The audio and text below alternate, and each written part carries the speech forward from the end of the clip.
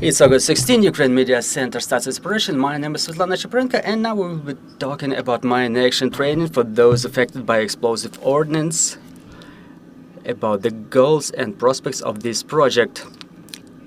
We will have 5 speakers today. Joining us are Ihor Bezkaravainyi, Deputy Minister of Economy of Ukraine, who is about to join us shortly. Joining us currently are Oliinyk, UNDP Projects on Rehabilitation and Inclusion, Karin, Fischer, Liddle, Medical Trainer, United Nations Development Program, Oliinyk, Deputy Director of the State Employment Center, and Liliia Hrabovska, Head of the Vocational Training and International Cooperation Department of the State Employment Center.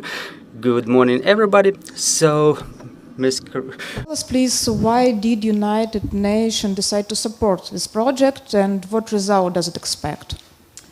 Yeah, this project started with, I went to see one of the rehab centers for veterans in Lviv, and there I saw that they were doing some vocational training. So I brought this back to my colleagues within Mine Action, and I said, can we do something for these people with disabilities, and also something that is related to what we are responsible for, Mine Action.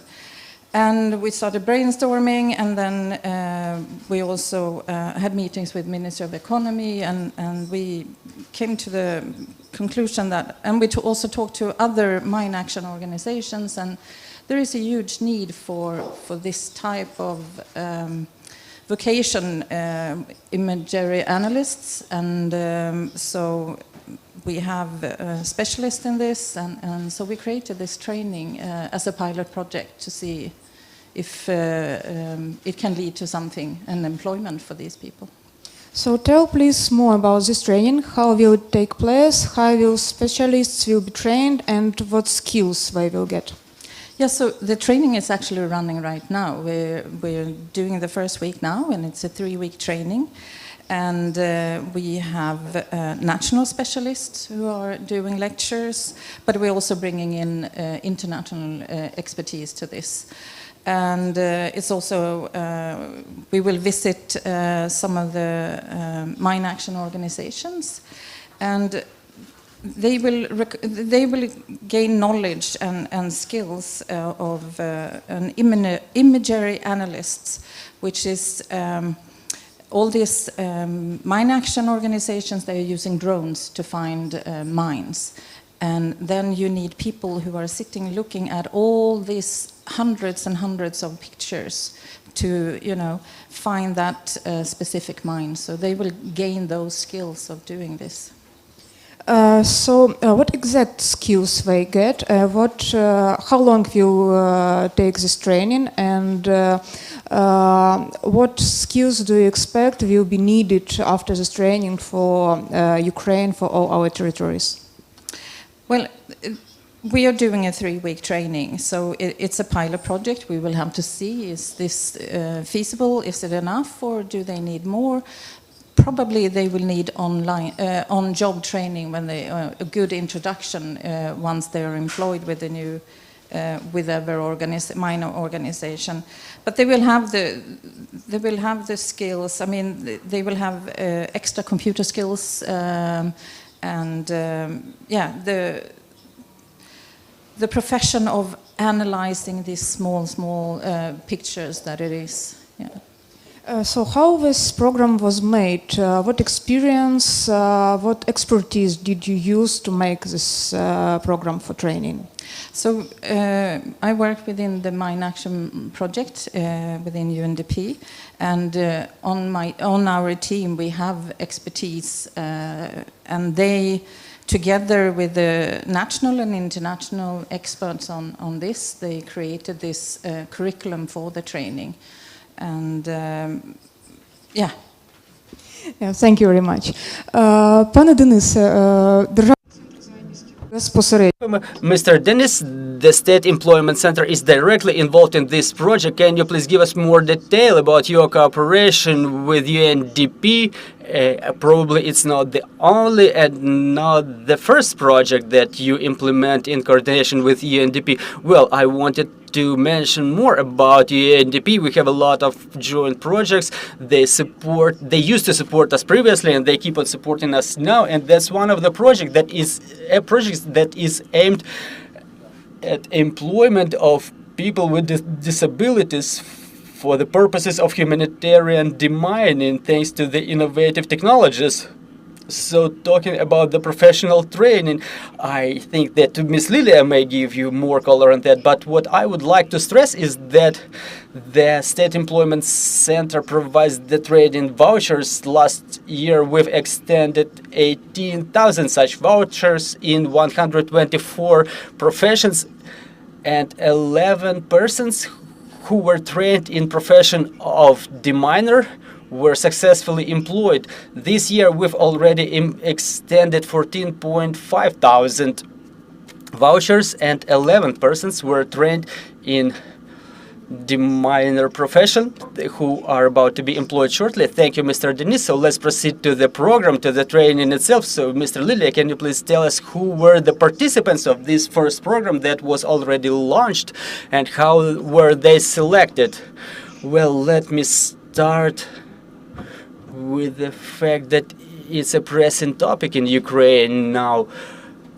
I mean, demining, and we work in this area, as Mr. Denis has mentioned, since long ago. We train persons in profession of deminer, and this year we've already have a approved professional standard of deminer that will help in demining of our territories, and that will be needed in future as well. And this training course, just as soon as we got this offer from UNDP that we have to select people who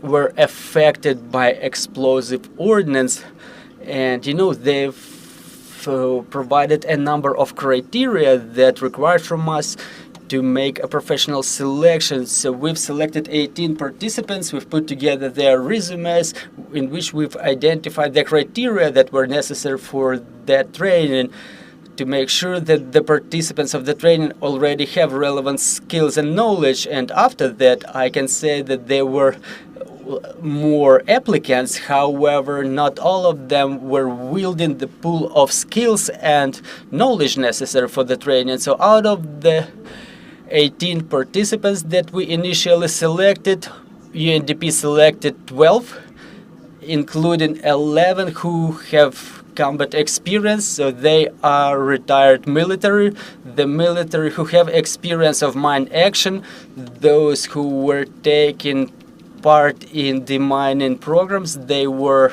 deminers, they were military deminers in their combat operations. They have relevant military experience, and the training that is about to last 3 weeks, that will include theoretical and practical part, when they will have more opportunities to analyze the data necessary for humanitarian demining. Well, let me ask you, those are the people who were affected by explosive ordnance, but they will work with the explosive ordnance. To what extent during this screening you check their psychological condition? To what extent this job that they get can be re-traumatizing for them? Well, I personally considered every single resume. Well, all of them are males, no single girl there. So what I can say, their motivation is incredibly high. On top of resume, they were providing motivation why they needed.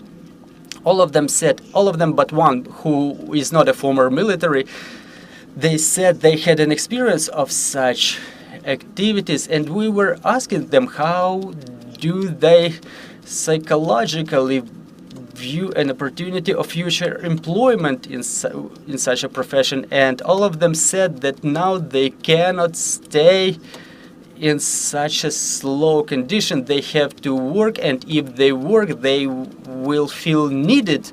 They will feel needed by the state. They will have their spirits lifted that would help them. Well, mostly the people with combat experience, what they say is that they need to feel needed, and if they will bring their expertise, their combat experience to such activities, in my opinion, after this training, that would be the best psychological upheaval for them. And on top of that, the financial support that people with disabilities need so much, and they are all people with disabilities. So for them, it would be like 100% full-fledged life that we all enjoy. Well, we have Mr. Ihor joining us. So, Mr. Ihor, can you please tell us a little bit more about this program? Why was it initiated? How is it important and urgent now? Thank you very much. Let me make one step back and explain it like in more color. So when we talk about re-traumatizing factors like psycho-emotional disturbances, we always mention them in a negative context. Those are difficult things that people need to experience to find the way out of them. But frequently it happens so that we forget about such factors or such things that are called post-traumatic growth. So it's not only traumatization that is oppressing for a person who experienced it, but it can be a breakthrough when people review their values, review their experiences. So in this context, it's important to talk about both sides,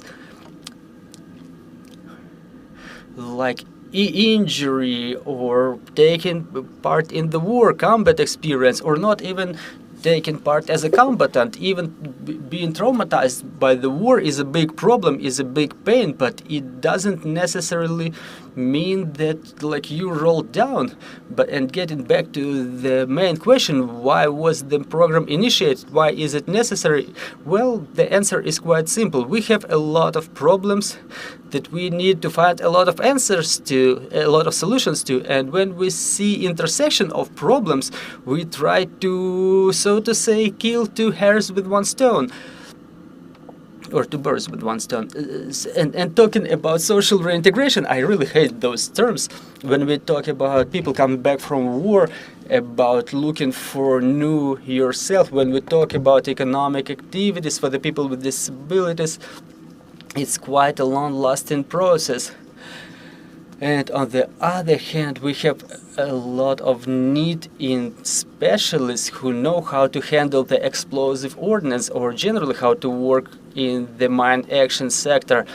Because as we talk about demining, humanitarian demining, it's a small fraction of mine action that is made of a lot of components, and there is a lot of space for a lot of people there. But to be honest, a lot of space for a lot of specialists, experts, because in order to enter this sector, you have to be a real expert. And here in Ukraine, we test new technologies, new approaches to mine action. In terms of identifying threat, in terms of the way that we work with the data, the way we use the satellite images, the way we use the drones, and such experience is not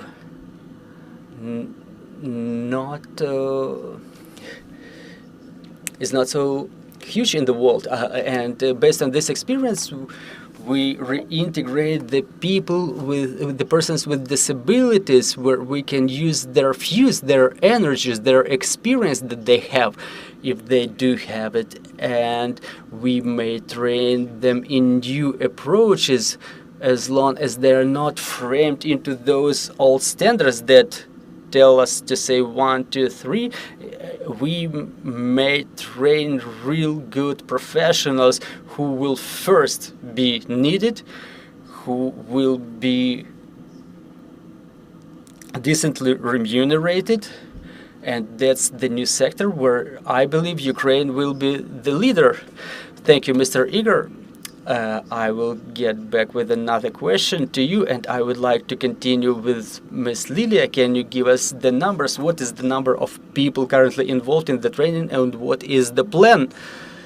Well, starting from Monday, we've started the first training sessions. The training is going to last for 3 weeks, and there are 12 participants, 12 students on this training. After their graduation, we have a plan to expand this program, but based on the results of the training, we will identify the quantity indicators for further development of the program. Well, you've mentioned that you personally reviewed all of the resumes and there was no single lady on the list of the students. Well, first of all, there were 18 applicants, and all of them were males.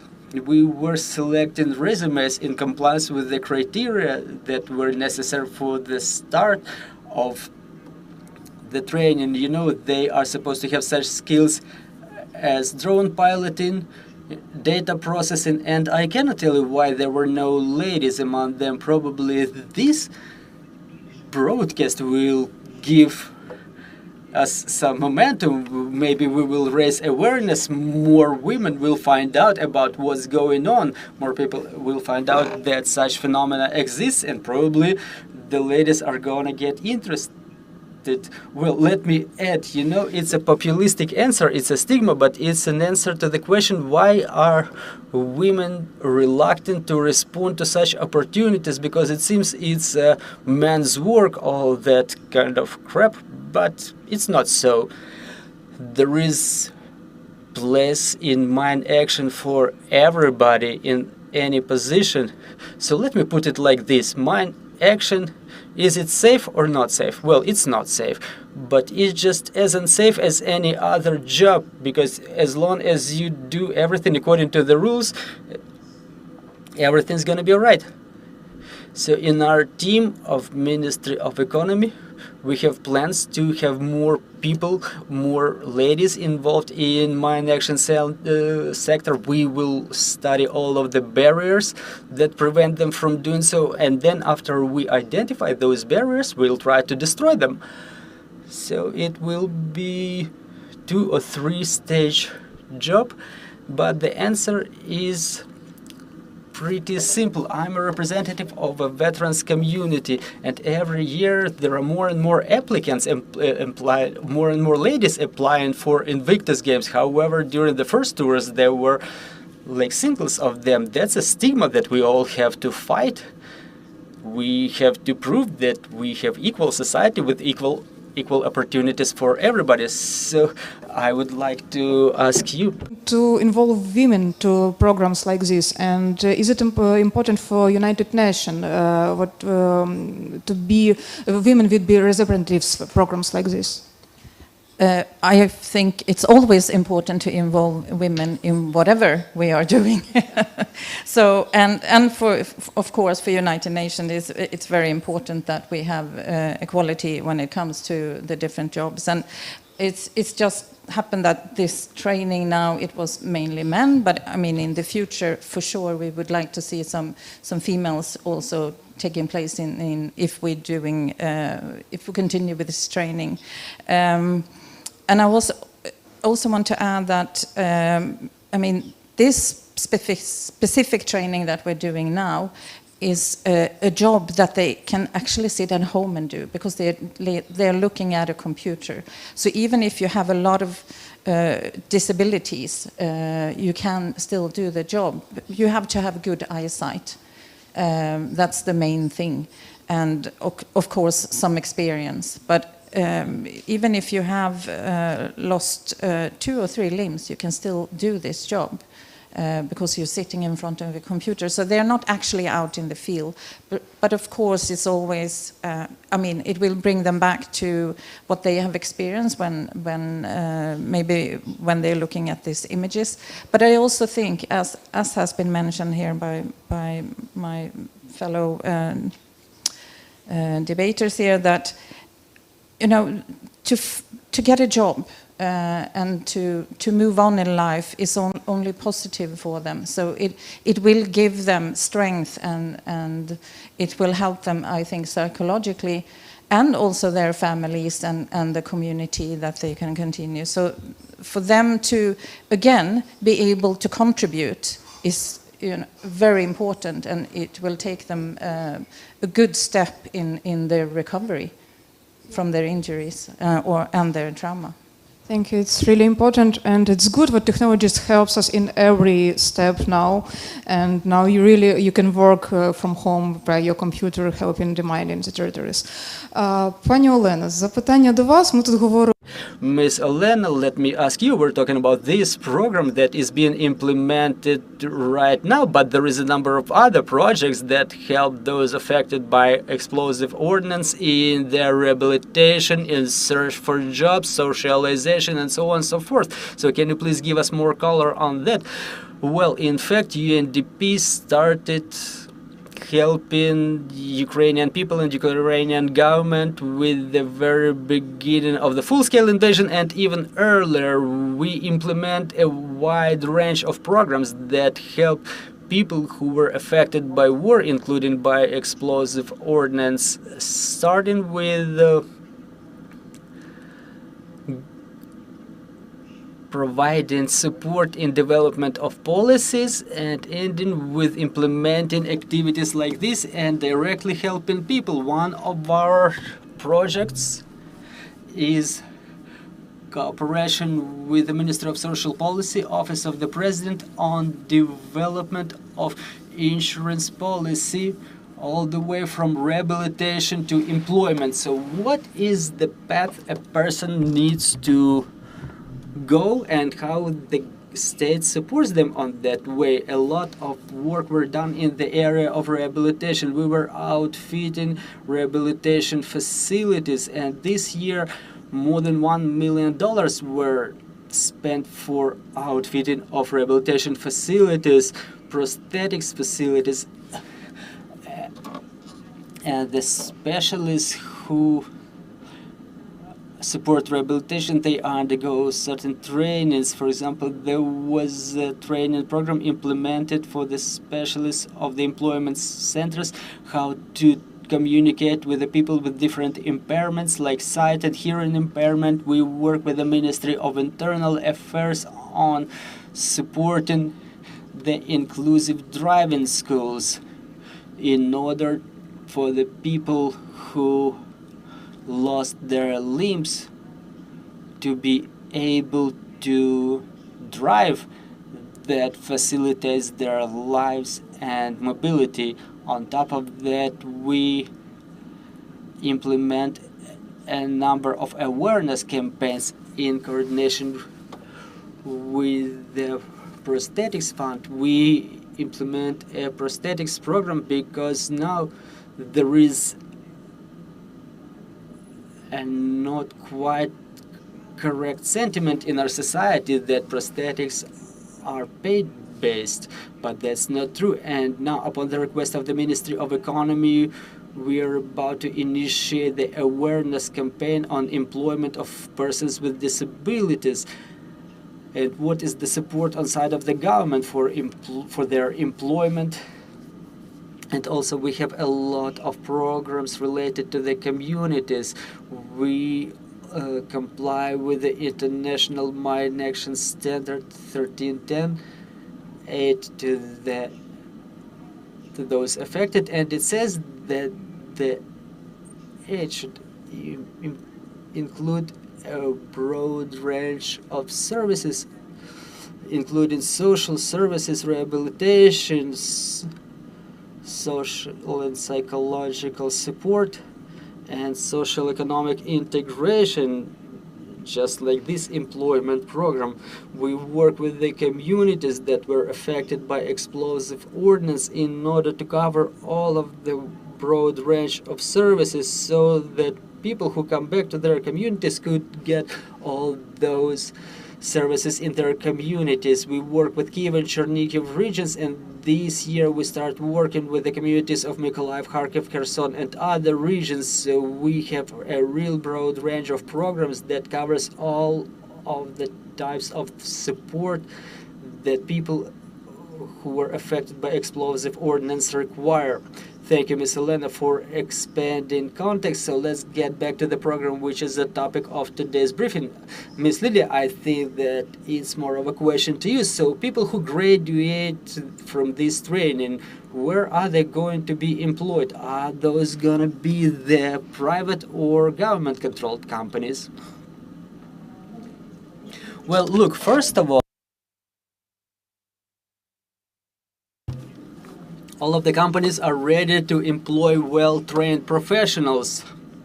As Mr. Deniska has mentioned, we finalize the voucher-based training, and all of the 11 graduates, they were successfully employed, and we were said, keep them coming. So I think all of the graduates will have new skills, as Mr. Ihor has mentioned. Those are the new technologies, cutting-edge technologies, and the state-controlled services involved in mine action, just like the private companies, will be happy to see such professionals in their ranks. Well, let me add a couple of words. Well, the professionals, the trained professionals, they are now worth gold. The well-trained professionals whom you don't need to book, they are worth more than gold. So those specialists, those professionals, they're going to get employed like real quick.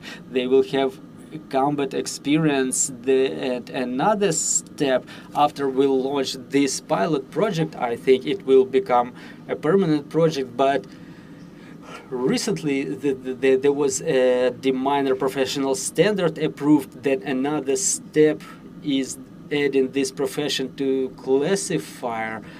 We will have such a profession, deminer, a professional who involved in demining, and by the end of this year, I hope we will get the educational standard, how to train those professionals, and this program will be a first step in creation the big cluster of employment that will be related to mine action, to demining, and then what's on? It's a new profession and new training programs. Okay, so yes, I would like to ask you what's going to happen next. What do we need to make sure that this pilot project grows into something continuous? And when should we expect for the conclusions to find out that the project was finalized successfully? Well, I think that after the graduates will be hired as the mine action operators, probably some of them would try and would not like it, and they won't stay there for long, and then we will learn our lessons, like, okay, we need to make the selection system more rigid, or probably the other way around. We have to give people a chance to try, and like, okay, we have a right for mistake, and then we have to scale it up. We have to add it to national professional standard, national education standard, and then we switch not only to the program of interaction with the partners like UNDP, but also we will have the support inside of the government, state employment center, only scaling. Probably, well, not probably, for sure, we are going to add more training specifications. Now we're talking about new technologies, and probably further on there will be the non-technical inspection teams, teams that will teach others in handling risks. So it's expansion of support on part of the government and our partners. Continued and globalized.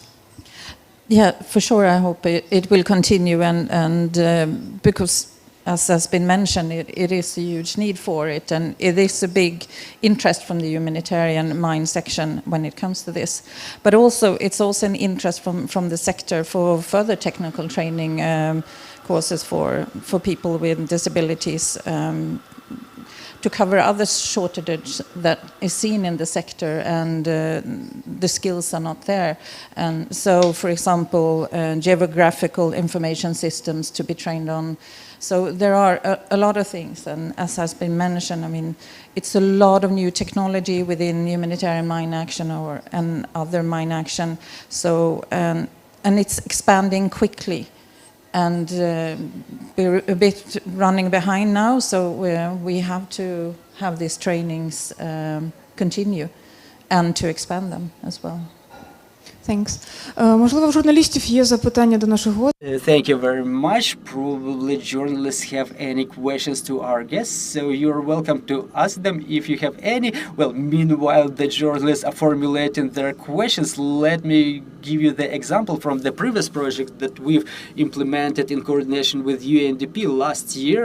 In the month of June last year, we've started testing the surface scanning systems. You know, it was a surprising story. Like, it doesn't work. It's a new area of work. There was no even understanding of protocols. Now, after 1 year, we already have scientific achievements, I can call them so, how the technologies can be used for scanning of surfaces, which technologies do work, which do not, and then it will be transformed into the standard of implementation of those technologies. So it all started with the idea, like, let's start, like, in coordination with our developers, both Ukrainian and foreign, let's add scanners to those drones, let's fly them above the fields, and to check for the mines. And it all has grown into a new standard. I'm quite confident that this standard will be now implemented on an international level. So we are going to modify the international standards just because in Ukraine someone has come up with the idea to try something new last year. So I think that this project is poised to go the same path. We will make mistakes, we will learn our lessons, and we will implement the new standard for the professionals.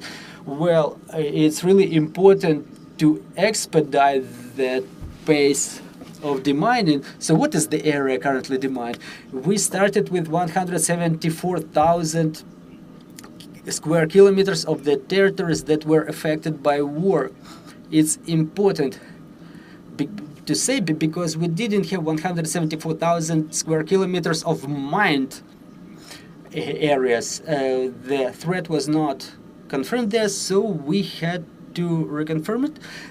Within a year, we've returned 35,000 square kilometers. It's non-technical survey, technical survey, and both humanitarian and operational demining. So the situation in Ukraine is a little bit unstandard from the point of view of classical humanitarian demining. We have different types of territories in this sense, but 35,000 square kilometers in a year is an extremely good figure. It's an extremely big figure, but we have to understand that this figure is going to decrease. The work is going to slow down the closer we get to the front lines, the more complicated it's gonna get. This is why we need professionals, a lot of professionals with different skills, different experiences of different gender and confession. Thank you very much. So do we have any questions on the floor? Well, in case we do not, I would like to thank our guests. So let me remind you, we were talking about launching of mine action training for those affected by explosive ordnance, quite an important program. I hope it's going to move forward and scale up. And Ukraine Media Center is going to continue at 12 o'clock. We will be talking about the second heat wave in Ukraine and warnings from the State Emergency Service. Stay tuned. Glory to Ukraine.